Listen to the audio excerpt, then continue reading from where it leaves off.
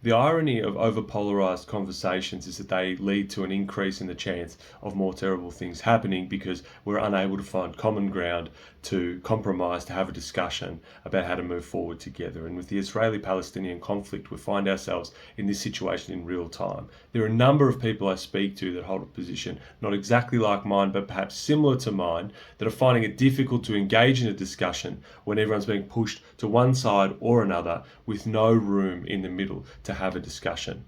Now, on October 7th, the Hamas-led attacks on Israel resulted in 1,139 people dead, including 695 civilians, 36 of which were children, and 8,730 people injured. They also took hostages. Some of those hostages remain in custody of various groups, Palestinian groups.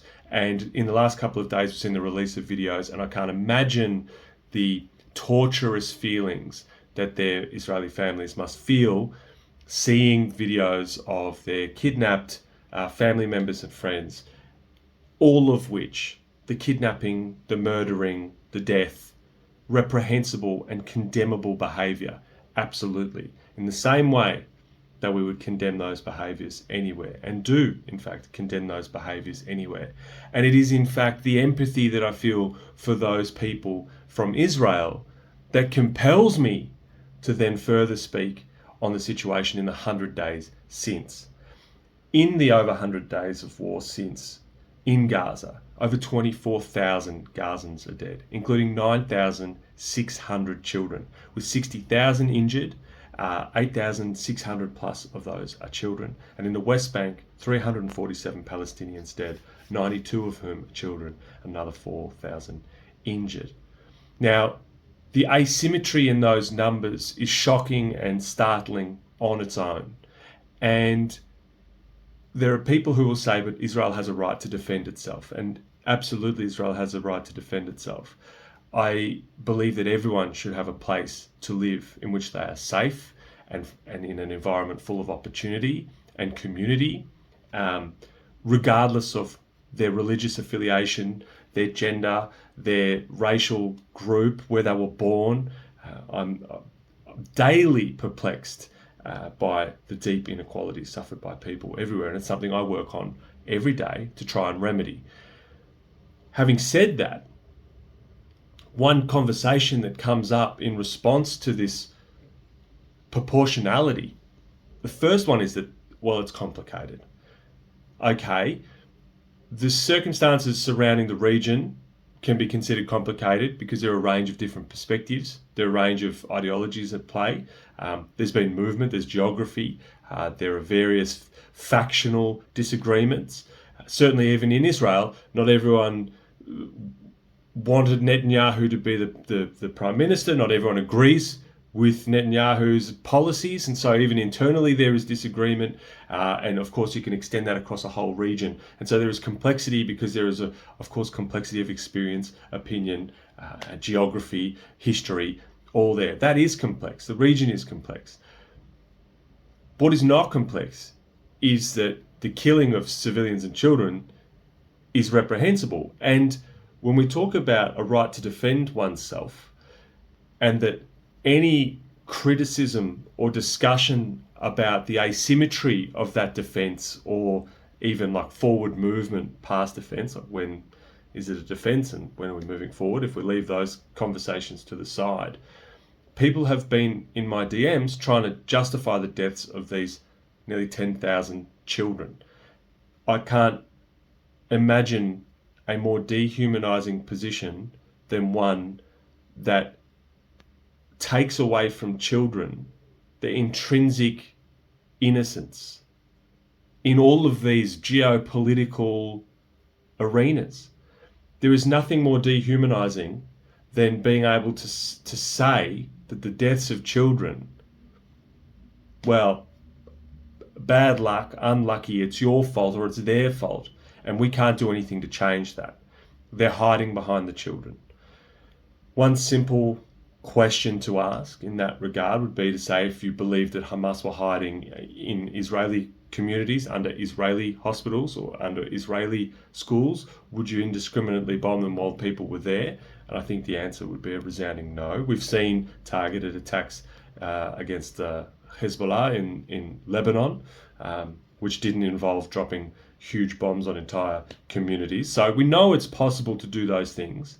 Certainly, I can't imagine a circumstance in which I'm so scared or so angry or so upset that I would take it out on the child of the person or people that upset me.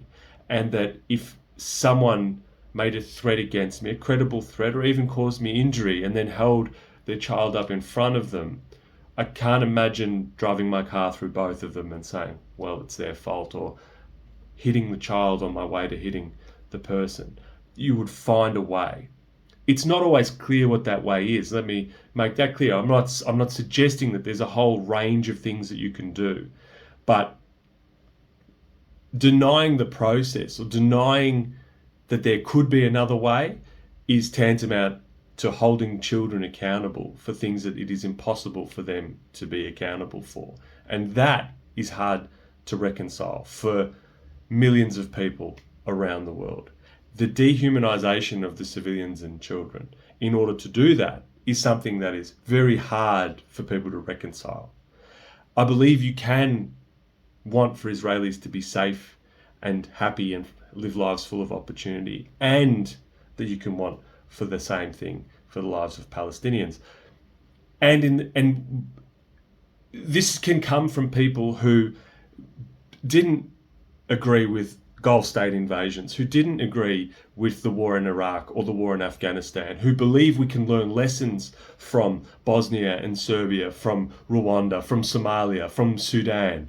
There are people who do pay attention, but so rarely have we had this combination of visible, unspeakable horrors on the daily, combined with our own government's inaction or inability to influence one of our largest allies. And we're in this position now where we absolutely cannot rely on the United States to be the moral compass of the planet. I don't know what claim to authority they have now. And whether or not you have the answers, to come to the table and agree to a conversation to find a better way has got to be the only thing that we can advocate for forcefully. So ceasefire, stop doing the killing, stop doing the bombings, step back and try and work it out. Because in my lifetime, and we've seen the longest conflicts, that have happened in the 21st century in my lifetime, brute force has not won any of them. From Vietnam to now, the asymmetrical bombing of a population and the disproportionate deaths of civilians and children has never ended up with the result that was being claimed they were looking for. And we cannot allow ourselves to get into a position where constantly asking for forgiveness is better than asking for permission, where polarized conversations, are the norm and there is no door open for discussion. It will be a difficult discussion. People have been killed. People feel scared. People will take time. But every inspirational story of coming together isn't about one party completely dominating another one into submission, but two aggrieved parties finding it in their hearts and in their minds important enough to put their pain to the side for a brief moment to try and come together and move forward. And in the internet age, it seems increasingly difficult. But if we want to model that kind of behavior, we need to ask for it from ourselves, from our friends, from the internet, from our leaders, from our politicians, from our media, and try and find the way that leaves the door open for those discussions. Because not everyone believes that everyone is wholly good or wholly bad, or that everything is one-sided or the other. Some of us just believe that people deserve an opportunity to live happy, fulfilled lives, safe, and that children deserve every possible opportunity we can afford them, and to not be murdered or killed in conflicts that they had no part in creating.